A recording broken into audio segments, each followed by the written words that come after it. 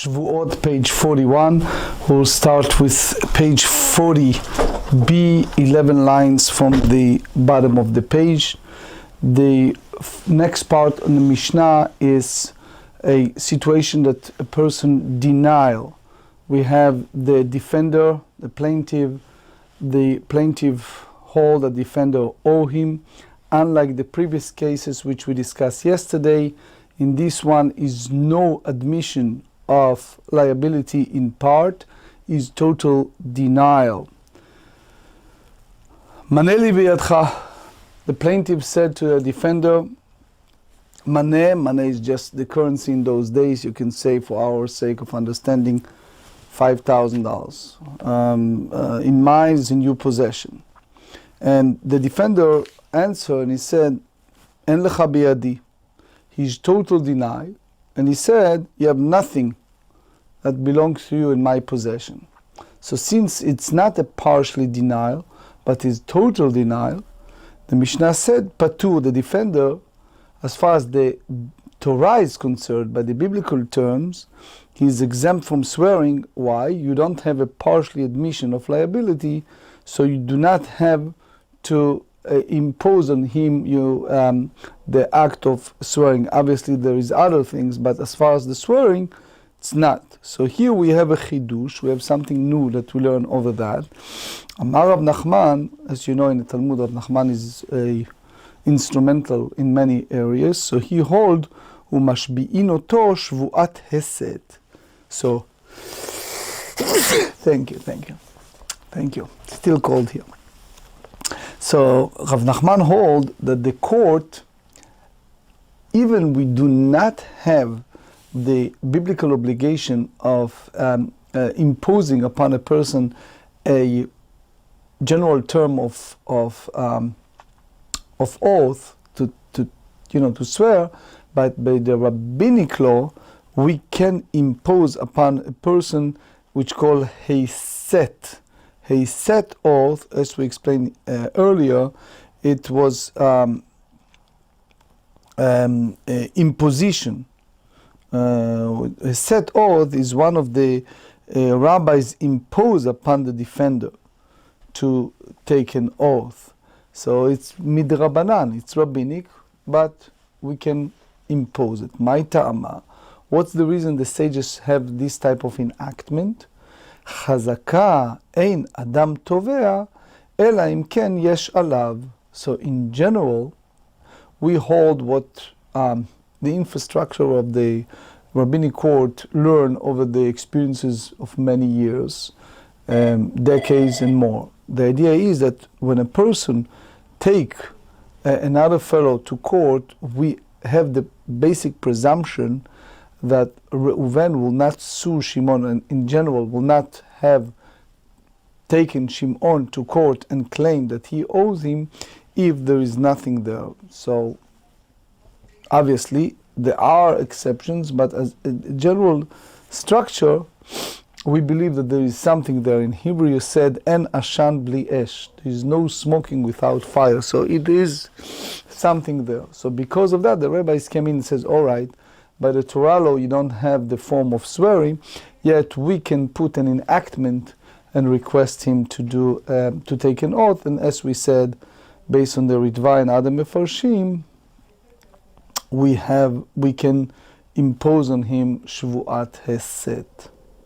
So the Gemara asks, if that's the case, Adrabah. Since, what do you tell me, that the Torah did not ask for that? And you understand that you suspected there is a truth there, so you ask him to take an oath. We should understand that in just the reversed order. Chazaka en adam meiz panav bifnei baal chovo. We should have the presumption that the person is not brazen, that he will falsely deny a claim in the presence of his creditor. Now, according to Rashi in Bava Kama, page 107, is the notion that, look, person did a favor for you, so now you deny. Now, the truth is, how do you say it, in the modern days of 2018, unfortunately, those who involve in court know that there are people who does that. You help them, you support them, you lend them money, and they backstab you, right? But the general structure is a person will not be so rude and brazen to total denial while someone else lend him and help him. Anyway, so the Gemara said, so if that's the case, why the defender need to take an oath? So they said, ishtamuteu kamishtamet lei, savar ad dehava li ufarana lei. It shows you here how deep psychologically the rabbis understand the mindset of people, especially, how do you say it, low life, low class people, which is Reuven lent to Shimon $5,000. Shimon used the money, and by all means he cannot pay him even 1,000. So he played the game of postponing by giving all kind of pretext, all kind of excuses to buy time, not because he really denies it, but because he actually cannot pay it now. He just does not have the money. Here is our problem. Because he's not total honest, the Ritva and the Ramban explains, he may use and abuse the fact that the other party has a good heart, or the other parties have allow him to wait, etc., to postpone to a point that he really not intend to pay him. That's the problem. The Ktsot HaChoshen, Ayin Gimel 73, elaborates of people pattern, and I tried just to use the modern days word. In criminology, what happened to criminals or people who committed all kind of small or big crimes is at the beginning they may feel bad, but then when they get used to a certain pattern, kevan sheshana na'asa lo ke'eter, a person lose the feeling of trepidation or sorrow.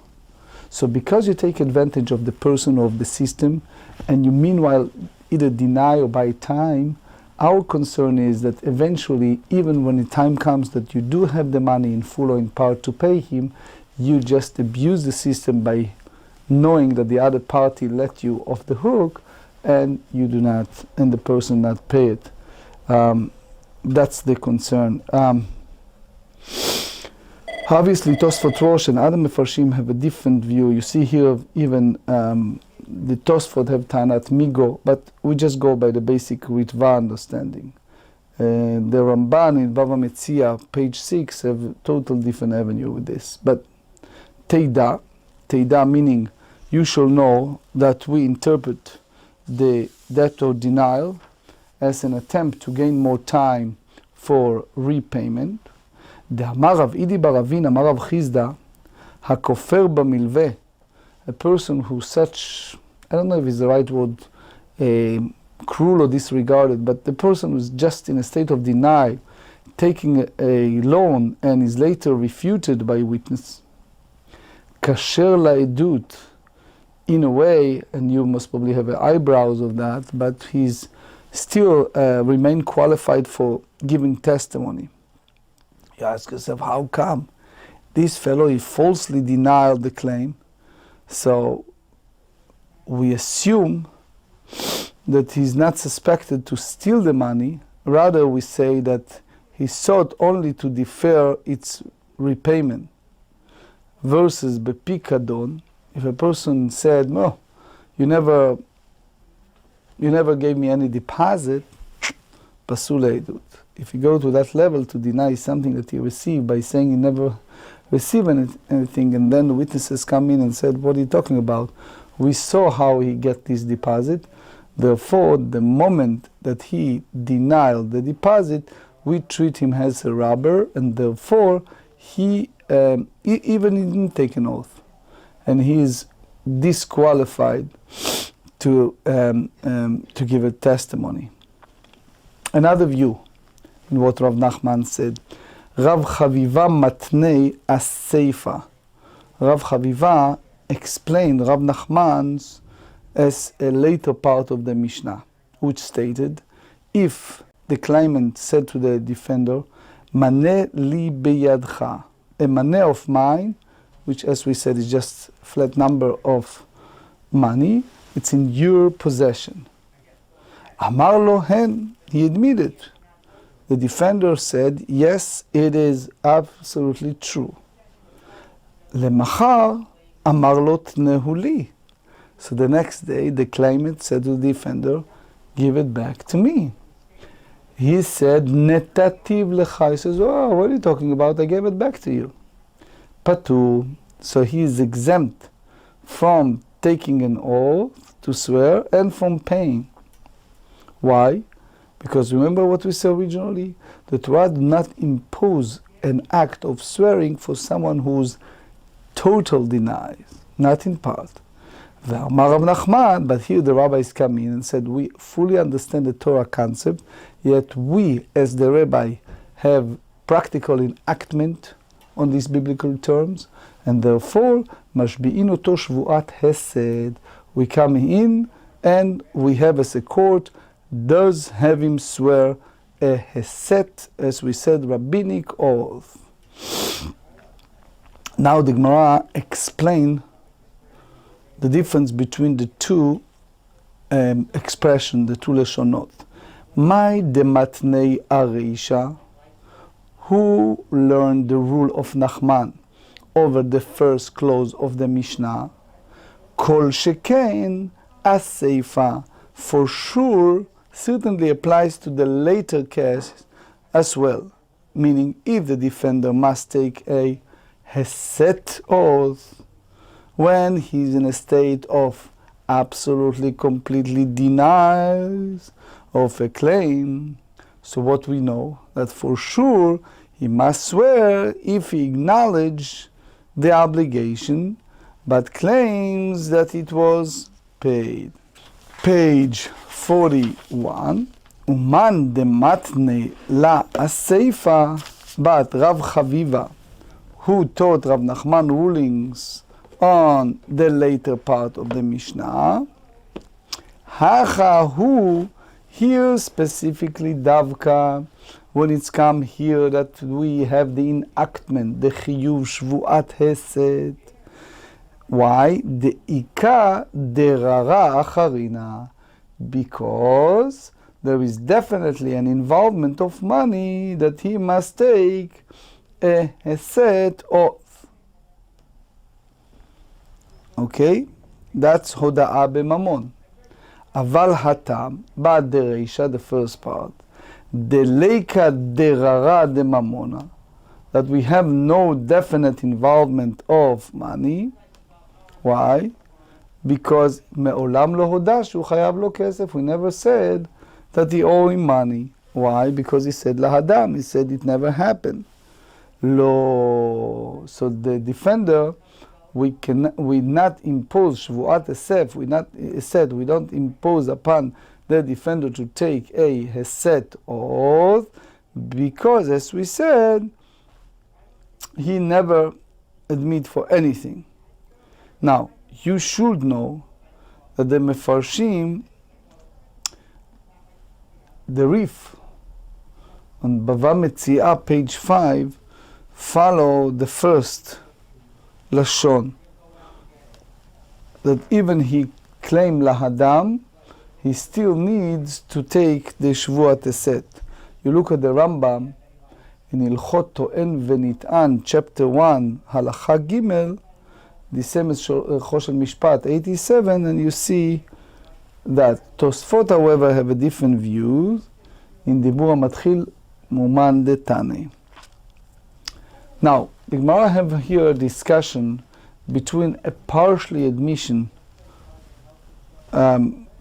that need to take or that swear that it's biblical, versus Shvuat Hesed, that it's only rabbinical mandated. My Ika, what's the real differentiation between Ben Shvuat Deoraita li Shvuat De Rabbanan?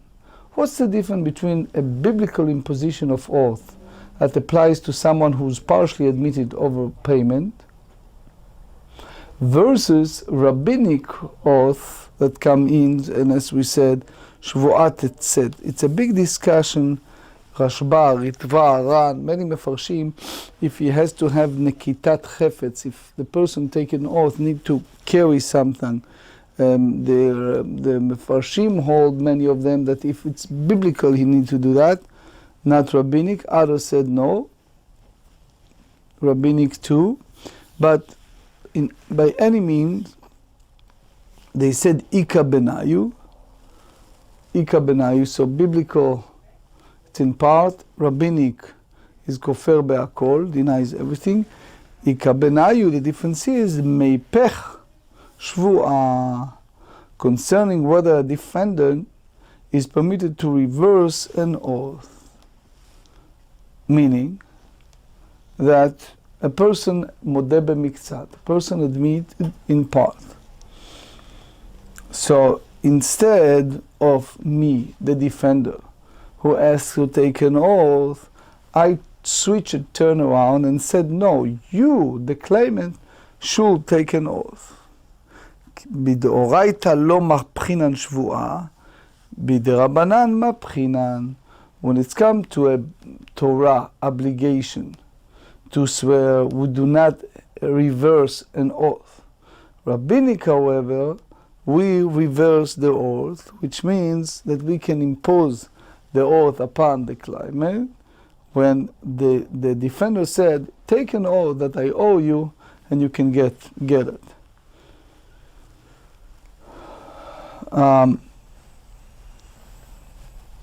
So the Gemara asked, Rabbi Kiva Iger comment here. Anyway, ולמר ברבשי דאמר בדאורייתא נמי מבחינן שבועה, מהי איכא בין דאורייתא לרבנן? If you go by the Mar Baravashi, what we said, that when it's come to a biblically ordained obligation as well, so we can reverse the oath. So what really the differentiation between biblical versus rabbinic ordained oath? So he said, Ika benayu michat linchasei. The difference between them is the Bet Din, the rabbinic court, basically authorized to go to the defendant property to collect the claim if you refuse to swear to pay. בדאורייתא נחתינן לנכסי, בדרבנן לא נחתינן לנכסי. So biblically, obligation to swear, the Bet Din go ahead and descend upon his property. Versus rabbinic obligation, we do not do that. Later the Gemara explained that if someone have chiyuv shvuah miderabanan, obligation to take oath by rabbinic law, so and he is not taking oath and is not paying, that's basically the money is considering gezer miderabanan, which means by rabbinic understanding he is a thief, a robber, and therefore gezer midrabanan, by the halakha, the bedin cannot take against his will. That's the basic understanding. The Rimigash have much more to say, but just give you the foundation. So the Gemara continued and asked, "Ule Yossi de Amar bidrabanan nami nachtina li nichsei." But according to Rabbi Yossi, who said that regarding to rabbinic obligation as well, would descend upon the defender's property. So what's the really difference between biblical versus rabbinic oath? So the Gemara said, Ditnan. We learn in the Braita, that's Gemara in Gittin, page 59b. Metziat cheresh shoteh vekatan. You have some item that was lost by someone, and either one of the three, either a deaf mute, or insane person, or a person who's not bar mitzvah yet, a minor, found it. So he said, Yesh bahem gezel. They have protection under law against them, not because there's a biblical obligation, but because of different reasons, which called darchei shalom. Why? Because they should not go and fight against those who grab it from them. So that's the way of peace. Now we said, Rabbi Yossi Omer Gezel Gamur. Rabbi Yossi says find away from those three is actual theft and is not merely breach in a way of peace. ואמר רב חיסדא, and Rav Chisda said over there, page 61, Gittin, even according to Rabbi Yossi, when it's come to gezel gamur מהתורה, which is a total act of thievery or robbery by the biblical terms, he said it's actually gezel gamur midivreihem. So he said, guess what? It's not biblical, it's virtue a rabbinic decree. So it means, the big question is, since you tell me that even according to Rabbi Yossi, it's only rabbinic decree, lemai nafka mina?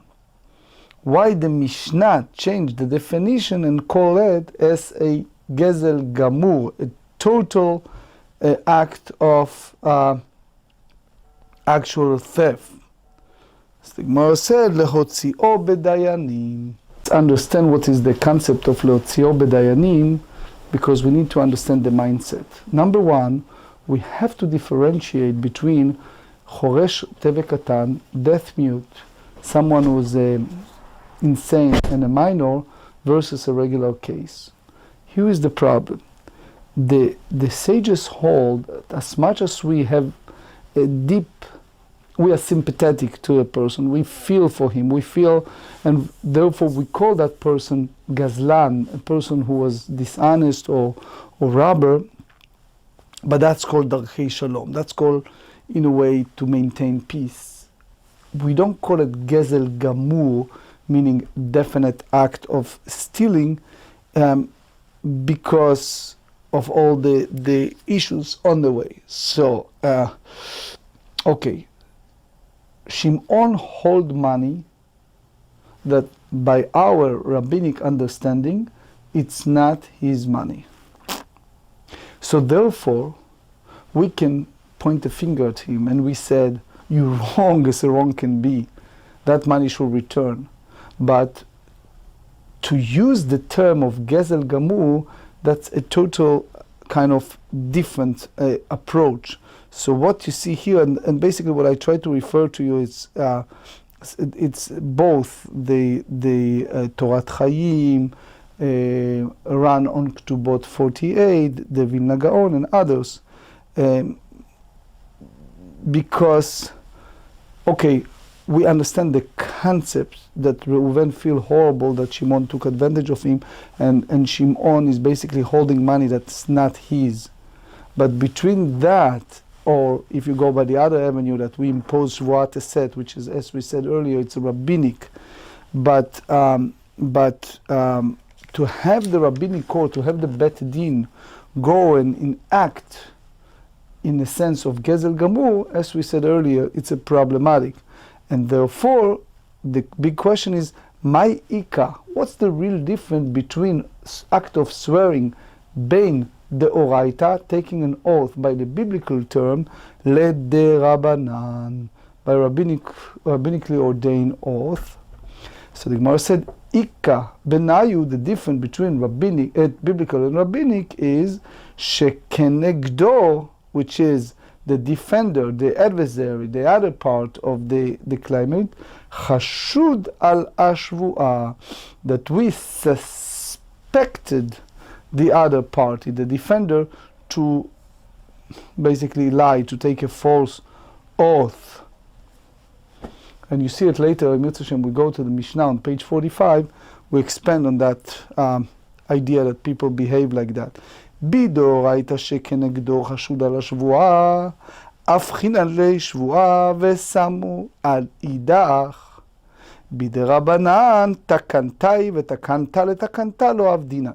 So here we draw a clear line between biblical, almost versus rabbinic. When it's come to biblical issue, so biblical, we say that since the other party is suspect of swearing a false oath, so biblically speaking, we have this obligation to swear. So when the claimant is faced with the adversary who is suspected of lying and swearing a false oath, we reverse the oath requirement from the suspicious party, the defender, and put it on the litigant, the plaintiff. When it's come to rabbinic, the whole idea of rabbinic is takana, is enactment, is decree of the rabbis, which is Shevuot Hesed, as we explained earlier. Since it's quote-unquote only, but it carries weight, but it's rabbinic, therefore we do not have rabbinic enactment imposed upon rabbinic enactment. Because the framework is, it's rabbinic. There is a Ktsot HaChoshen, Ayin Hey, that expanded on that concept. Why we have a total different framework between biblical versus rabbinic. So, what exactly you do with a fellow that he refused to take an oath by the rabbinic enactment, and we said the way that we react is we not try to go after and seize of his property. Rabbanan, and according to the sages, diflige alei de Rabbi Yossi, that they disagree with the view of Rabbi Yossi when it's come to the lost item that found by a cheresh, shote vekatan, deaf mute, immiscible, and minor. The amru, because they said bidde Rabbanan, when it's come to rabbinic enactment, lo nachtinan linchasei, nachati, descend. We are not go after the defendant property to collect this claim forcibly. My avdinale, how you treated a fellow that refused to take a rabbinic oath and he hold money that it's not his. So the Gemara said, the first approach, soon you see it's amazing the way the dual process take place. But the first stage is meshamtinanle. Meshamtinanle meaning we put a ban, we excommunicate with the person until he swears or paid. Now, historically speaking, it was beautiful in those days that the Bet Din and the framework of communities, even you read the story of the Jews in Eastern Europe, in the past generation. So they have some sort of autonomy, and the Bet Din can put such a cherem. Oh, this guy cannot get aliyah, this guy, nobody can talk to him, etc. You should not do business with him. Now, Amar leRavina leRav Ashi, before you go to that notion that you excommunicate the person, etc., guess what? Naktei bechuvsei de nishbekei leglimeyu. Guess what you do with this horrible person? You know what you do? You hold a man by his quote-unquote cluster so that he will surrender his cloak, which means that there is no act of forcible collection greater than that. Rashi, I must tell you, if it wasn't the word of Rashi, I'll not say it. I read Rashi in Hebrew. I don't know, and I'm careful not to translate because I'm not so sure if I translate it properly, but those who know Hebrew understand clearly what Rashi said. He said, "Ochazo bebeitza vatluim bo, ad sheiten lo talit she'alav." So he really grabbed, right? Klomar, obviously, Rashi have something to tell us more than just simple. Kevan de meshamtina le'olam, ad leitiv leit lach lemitchat lenichse adif me'ai kol davar atolui b'mchubar kare lechuvsa. כדאמר הזול גרמה ומחי לחובסה ואחר תמרה באלו אל הגולים. So, in a way, it's really physical, get physical, to forcefully, in a way, hurt the person. So that's basically the idea, that you physically force him to make it happen. Anyway, Ela ma yavdinan lei. So what exactly you do in order to make him take an oath? Amar lei meshamtinan lei ad dematei zman nagdei. So he said, guess what? We put an excommunication against the person until his time of lashing arrives, which is 30 days from the beginning of the nidui. If you remember, we studied it in Gemara and Kiddushin, page 12. Rashi referred to that, which is the 30 days period. Remember, the same as the Nazir, the same here. When it's come to Malkot, you have 30 days period. So unagadinan lei veshavkinan lei. So you basically lash him and you remove the excommunication upon this person. There is a book called Kafo Kohen, chapter 30, and also in Ktsot HaChoshen, Pei Zayin. There is a big discussion over cases like that. Metziat Cheresh Ute Vekatan, how you treated when it's come to rabbinic Shevuot Hesed. Now the Gemara brings another case when the defender can impose upon the plaintiff a oath. Amar Rav Papa said, Hayman de apik shtara al chavrei, a person who produced a document against his fellow. Ve'amar lei, and the defender said to him, Shtara paruau. Guess what? You're bringing a document that's already paid. I paid you for that. Amrinan lei. Remember, that's before the computer or anything, and before the all kind of modern days surveillance and things like that, right? So we said to the lender, Lav kol keminach. You are not to be believed to that claim that the obligation has been paid. Zil shalim, you shall go and pay the plaintiff. V'im amar, and if the lender said, Lishtavali, let him take an oath, the defender said, guess what? Let the plaintiff take an oath that it was, that I did not pay him. Amrin alei ishtabalo.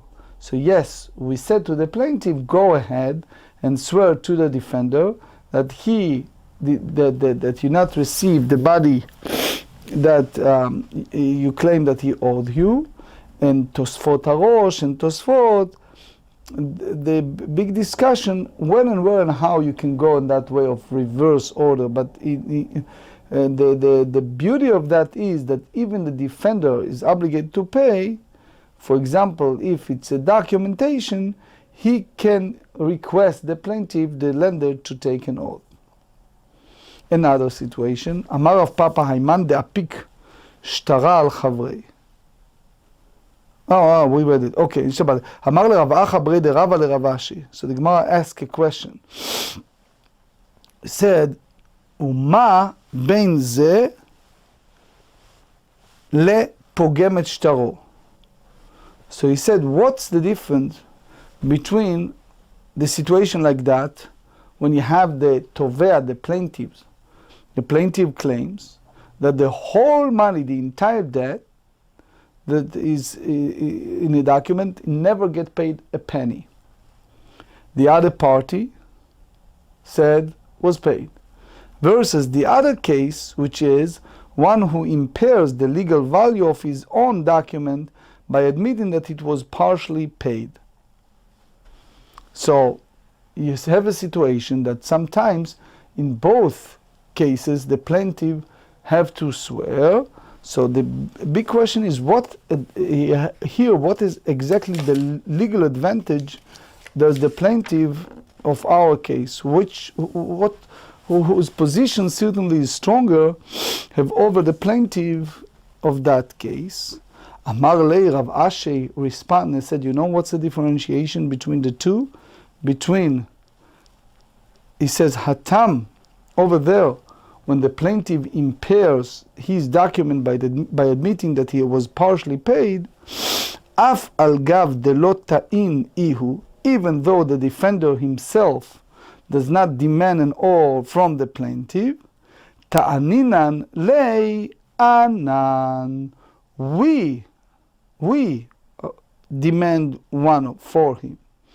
Versus here, hacha, when you have a situation that the plaintiff has not admitted receiving a partial payment, amrina lei zil shalem lei, you said to the defender, go and pay the creditor. Ve'ita in ve'amar, and if the defender come in and he said, ishtabali, if he said, take an oath, lender, that I never paid you, amrina lei zi ishtabali. So we said to the plaintiff, what's the problem? Go and swear for him. So here, the Gemara qualified the ruling. Ve'i tzurva merabananu Rav Asher ed. And he said, if the lender is a Torah scholar, lo mashbinan lei. We do not ask him to swear. אמר לרב ירמן לרב אשי צור ממרנן משלח גלימה דאינשי? You mean to say that the Torah scholar allowed to strip people of the clothes? Meaning, is that give a license to a Torah scholar to take money from people incorrectly? Why should he exempt from taking an oath if the borrower claimed that he wants him to take an oath that he never paid off? What's the difference between this case and other people that cannot collect without taking an oath? The Gemara said, Ela lo miz da kekinan lei ledinei. We do not involve ourselves with Torah scholar's case, which means that we not have him swear, but he may therefore not collect. Now, there is a Ritva here, the Tosfot Rosh, the Meiri, the Rosh, they said that if the Talmid Chacham wish to take an oath, he can do that. Now, if he take without taking oath, we cannot force it out of him. But obviously, you see way more in, for example, in the Sma, Choshen Mishpat Pei Bet. Why you have a kula here when it's Talmid Chacham. Anyway, the Mishnah said, Maneli biyadcha. One person said to his fellow, I have the amount of money that it's mine in your possession. And the other fellow said, it's true, Amar lo hen. And unfortunately, the next day, the Machar Amar lo tneu li netati lach. So he said, the next day he said, give it to me. He says, I gave you. So he said, netativ lach patur. So exempt from swearing. And they said, אין לך בידי חייב. מה לי בידך אמר לי הן. אמר לו אל תתנאו אלא בעדים, למחר אמר תתנאו לי חייב. נתירו לך, שצריך לתנאו בעדים. Fine. So the Gemara said, Omar Rav Yehuda Amar Rav Asi. Omar Rav Yehuda Amar Rav Asi. המלווה בחטא חברו בעדים. If one lends to his fellow money in the presence of witnesses, and he does not have witnesses that it was paid off at the presence, he is not deemed credible to say, I paid it off, but he needs to pay. He needs to pay. Usually, Rashi explained it's okay. But here, when it's a t'nai, when it's a conditional, it's a different story. The day Piraon is crucial. Most of the Farshim, Rashba, and other Rishonim said. So they said, Ki amrita kamei de Shmuel. When I said this ruling of Rav Asi at the front of Shmuel, Amar li, he said, the borrower can say, Yachol לומר לו, פרעתיך בפני פלוני ופלוני, והלכו להם למדינת הים. I paid you at the front of Mr. A and Mr. B, and they travel overseas. Which means, since it wasn't clearly, explicitly expressed in advance, that the only way to reconcile this loan is to have witnesses at the time of paying it off. So therefore, he is deemed credible to say it was the witnesses and they are not here, and it will be acceptable. That's the way the Tosfot Rosh, Ritva, and other Rishonim explain. So the Gemara challenged that. Tnan, we learn in the Mishnah, Maneli biyadcha, that's a repetition of what we learned earlier from the Mishnah. One fellow said to the other, Maneh of mine is new possession. Amar lo hen, he admitted. Lemachar amar lo, the next day the plaintiff said to the defender, Thneuli, bring it to me, and he said, Netativ lach, he said, I already gave it to you. Patu exempt. Ve'ahacha kevandet ve'ei be'edin, since here they claim it, demanded payment from his fellow in the presence of witnesses, and the borrower admitted liability in the presence of witnesses. Keman de'oz fe'ei be'edim damei, it is like the claimant lent him money in the presence of witnesses. Ukatan, and we learned in the Mishnah that if the borrower said, I paid, Patu, that he is exempt from paying when he claims that he repaid the debt privately, even he has no witnesses. Page 41b. So the Gemara said, Tiyuvta de Rav Asi. So you have here a refutation of the view of Rav Asi. Why? Because Rav Asi hold that the moment that the debtor, the borrower, cannot claim that he privately repaid the loan, that so he needs to bring witnesses that it happens. Tosfot in Dibur Matchil Tiyuvta de Rav Asi said, אבל לשמואל ניחא דמצא למפרש, דאחי כי אמר נתיר לך בפני פלוני ופלוני והלכו למדינת הים, ולמען המפרשים לשמואל דנאמן לומר פרעתיך ביני ובין עצמך, במיגו דיבאי אמר פרעתיך בפני פלוני ופלוני, אל תשפה את פי. That's also the Tosfot Rosh and Rashba. Anyway, so the Gemara rejected that. אמר לך רב אסי, אנא כי אמרי היכא דמעיקרא עוזפי. That originally the borrower money basically lent, the lender originally lent the borrower money in the presence of witnesses. The lo ledidei hemnei. So the meikara osfei be'edim. The lo ledidei hemnei. So the lender did not trust the borrower. Hacha ha hemnei. But here in the Mishnah, we're dealing with a case that the lender trusted the borrower. So therefore the loan was transferred without witnesses. So you don't have a clear stipulation that the repayment he made before witnesses. So you see here that the borrower is believed to claim that he paid the debt privately.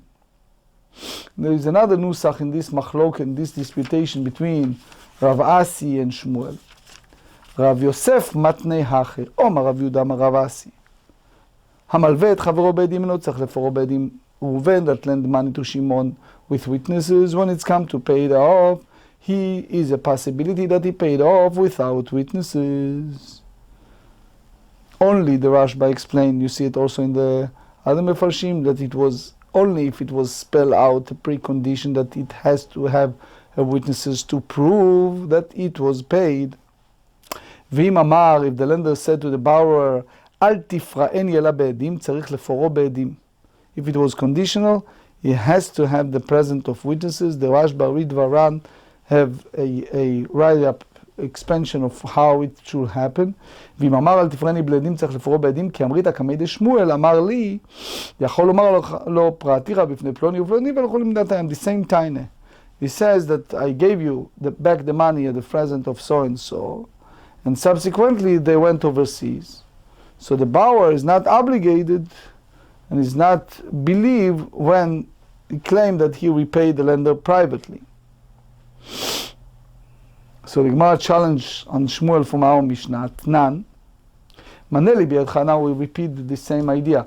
The same Mishnah, אמר לו הן, אמר לו אל תתנאו לי אלא בפני עדים, למחר אמר לו תנאו לי, נתתיו לה, חייב, לפני שצריך לתת לו בעדים תיובתא דשמואל, אמר לך שמואל, תנאי היא, דתניא בעדים לבטיחה בעדים פרה לי, או ייתן או יביא ראיה שנתן. Either he gives or he brings a proof to Bet Din that he already gave it. Rabbi Yehuda ben Beteira Omer, Yachol Omar lo, the borrower can say to the lender, Pratira b'fnei ploni or floni, v'alchol emdat hayam. Same story, I gave you at the front of Mr. A and B, and they are travel over C. So you see here that Shmuel's ruling is identical to the Tana Rabbi Yehuda ben Beteira, and it's not refuted. Parich Rav Acha. So Rav Acha refutes the defense of Shmuel, just presented the way some said Rav Achai. Anyway, Mimai de bishat alva'a kai, dilma bishat tvi'a kai. How do you know that it's a time of giving the loan? Maybe it's a time of the lender claims for payment. Harika amar lav be'edim ilveticha, be'edim haya lecha leforeni. Aval bishat halva'a. But if the lender said to the borrower at the time of giving the loan, which means he spelled out lucidly, clearly, at the time of giving the loan, that he should not repay him back the loan only at the presence of witnesses, it's a possibility that what? The divrei hakol chayav. That according to the all Tanaim all agree that the borrower is liable if he claims that he repaid before witnesses who subsequently departed. So Shmuel's ruling, which was issued concerning the later case, is therefore unsupported. Omar Rav Papi Mishmei de Rava, Hilcheta, the final Halakha, and it's important because we have a lot of derivative from that. Malvet chavero be'edim tzarich leforo be'edim. Lender that gave a loan in front of witnesses, when it's come to pay it, that's the way Rav Ashi in Pirush Rishon, has to be witnesses. Rav Papa Mishmei de Rava amar malvet chavero be'edim en tzarich leforo be'edim, v'im amar al tifreni lebe'edim, only if it was stipulated in advance that when it was the loan paid, it should be a present of witnesses, tzarich leforo be'edim. V'im amar lo praticha b'fnei ploni ufloni v'alchol emdat hayam ne'eman. But if he said, I pay you at the front of so and so and so, and they went overseas, who he believe it? So it's a disputation among the Rishonim. You see it, the Rimigash and the Ran and Rashba and the Rosh and Ramban and the Ritva and so many. If that's the final, and if the Tanat Migo tofes, and when exactly the fellow is deemed credible. But we are not here to paskin, we just me'orer, we just give you the idea.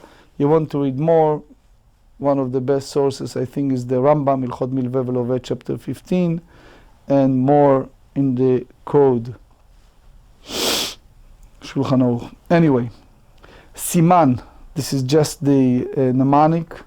Reuven ve'Shimon detanu ilcheta yazfei ufara ploni ufloni, aftzei sitraei behemnuta bevei trei. First story. How the Amar lechavre? A fellow, Reuven said to Shimon who borrowed from him, Kri pra'atim, when the time comes that you pay the debt, par'in li be'api, Reuven ve'Shimon. So Avram lent money to Yitzchak, and he said, when the time comes for you, Yitzchak, to pay me back, pay it at the present of the two witnesses, Reuven and Shimon. Azalu pare ba'apei trei me'alma.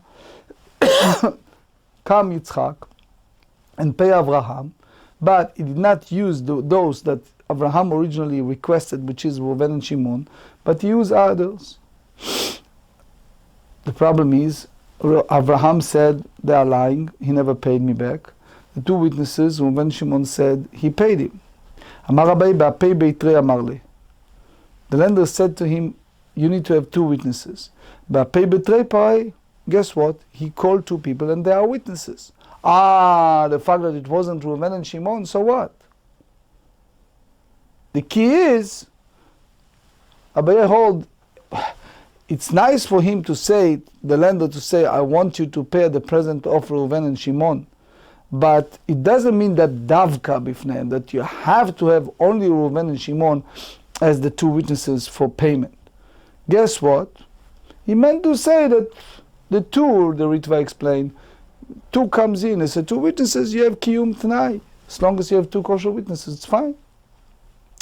Amar li Rava said to Abaye, Lehachika amar li. That's the whole purpose of the lender said to the borrower, Be'apir Reuven v'Shimon.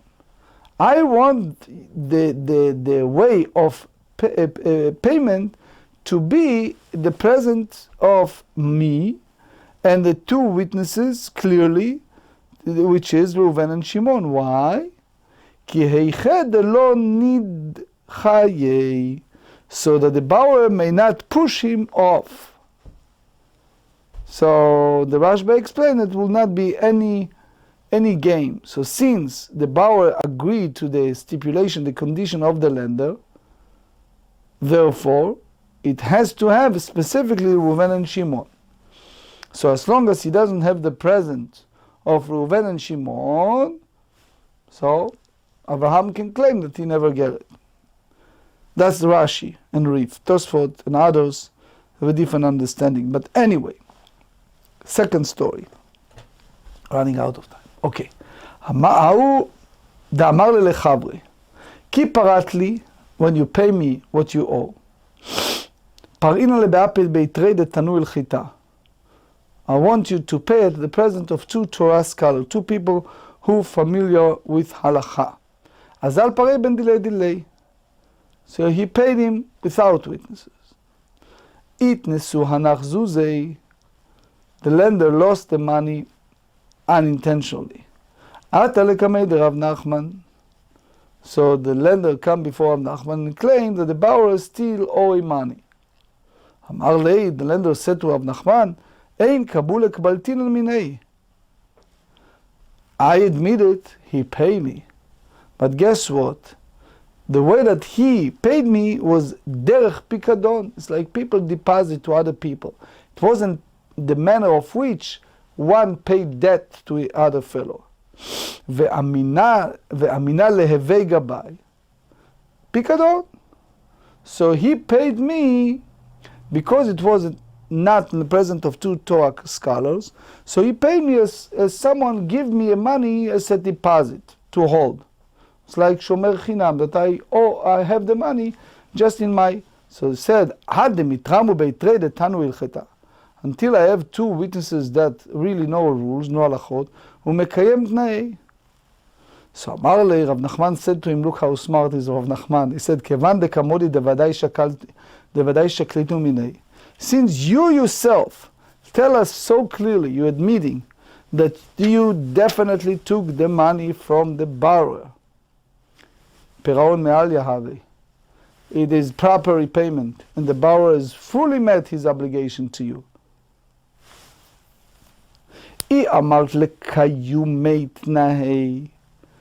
If you say to the borrower that he is required to fulfill the stipulation to bring 2 Torah scholars to testify on his behalf, meaning you do not take anything from him, and he said, do you remember, Yitzchak, that when I lent you the money, I told you don't bring me any money back without 2 witnesses who are Torah scholar?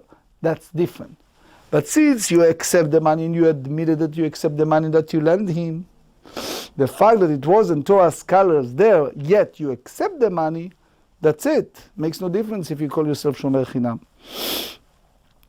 You know why? Here's my answer. Look how smart is Rav Nachman. He says, Zilaitenu. You tell me that Yitzchak gave you the money, B'Torat Pikadon is like, it's a deposit? All right. Show me where's the deposit. Give it back to him and let him take 2 Torah scholars to witness. You lost it. So what do you want? The ha'ana, because I, Verav Sheshet, the Tanina ilcheta, that we teach halachot, that we can serve as a witness, וספרה וספרי ותוספתא וכולה גמרא, meaning all this, the entire Talmud as well. So it means he is like making fun of him. And he said to him, look, you Abraham, you gave Yitzchak $10,000. And what do you say? He said to Yitzchak, give it back to me, but at the present of 2 Torah scholars. Now you come and what do you say? You say that you admitted that Yitzchak gave you the 10K, But it wasn't a repair of money, it was just deposit. It's like he wanted you to watch over the money. All right, so what is your problem? Where is the money? You lost it? You call yourself Shomer Chinam? You call it honest? Who cares? You admitted that you have that money. So, bring it back the money, and I have here my students who are Torah scholars, and we stand as witnesses, and have Yitzchak come back and take that money and give it to you, because you admitted you have it. So the whole story of requested of Torah scholars, it's kind of, he make fun of him, but it's so beautiful and it makes no sense. And obviously there is more. There's Tosfot, Ramban, Rashba, Ran. Mitzvah Hashem, hopefully in the future we'll be able to expand on that.